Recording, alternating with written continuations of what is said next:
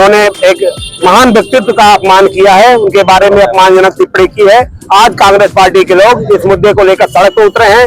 हम लोग इसके खिलाफ आवाज उठाएंगे। हम लोग मांग करते हैं कि अमित शाह को बर्खास्त कर देना चाहिए, अमित शाह जी को माफी मांगनी चाहिए।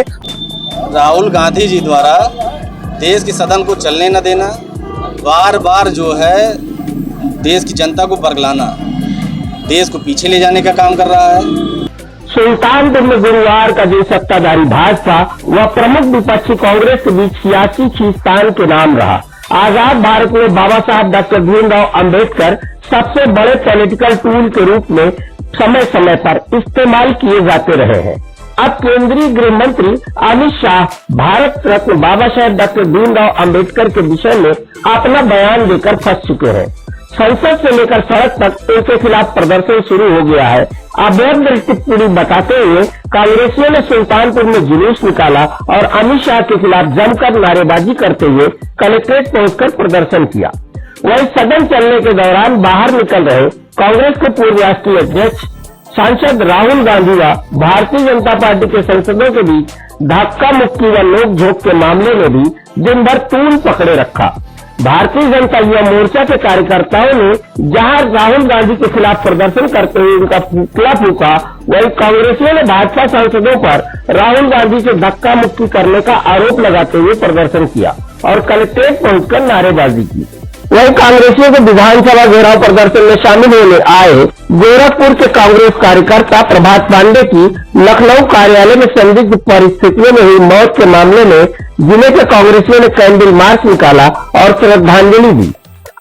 आइए देखते हैं प्रदर्शन की तस्वीरें और सुनते हैं नेताओं के बयान। 15 दिसंबर को देश की सबसे बड़ी पंचायत राज सभा में इस देश के गृह मंत्री अमित शाह जी ने जिस तरह बाबा साहब भीमराव अंबेडकर के ऊपर टिप्पणी की है, उससे हम कांग्रेस जन ही नहीं, देश की समस्त जनता जनार्दन आहत है, सभी दुखी है।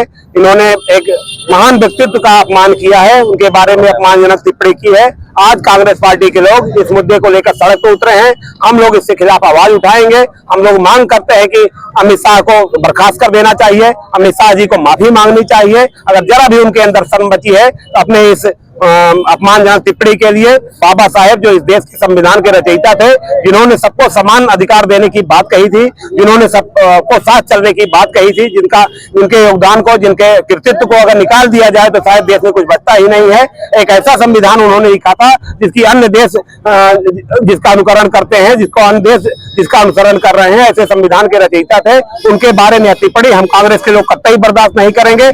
आज हम लोग सड़क पे उतरे हैं। अगर अमित शाह जी ने माफी नहीं मांगी तो कांग्रेस इसको लेकर और बड़ा आंदोलन छेड़ेगी। राहुल गांधी जी के नेतृत्व में, प्रदेश अध्यक्ष अजय राय जी के नेतृत्व में, मल्लिकार्जुन खड़गे जी के नेतृत्व में हम लोग सड़क पर उतरकर इसके लिए अहिंसात्मक ढंग से और लंबी लड़ाई लड़ेंगे।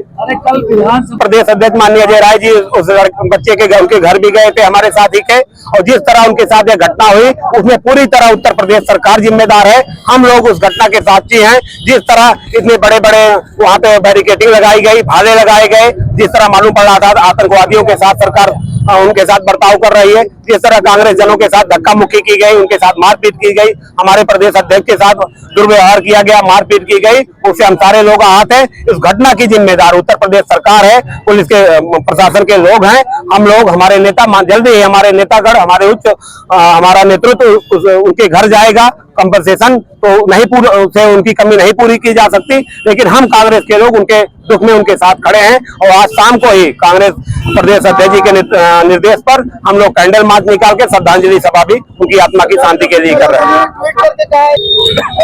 सरकार की तरफ से हमें कोई उम्मीद नहीं सरकार कुछ करेगी।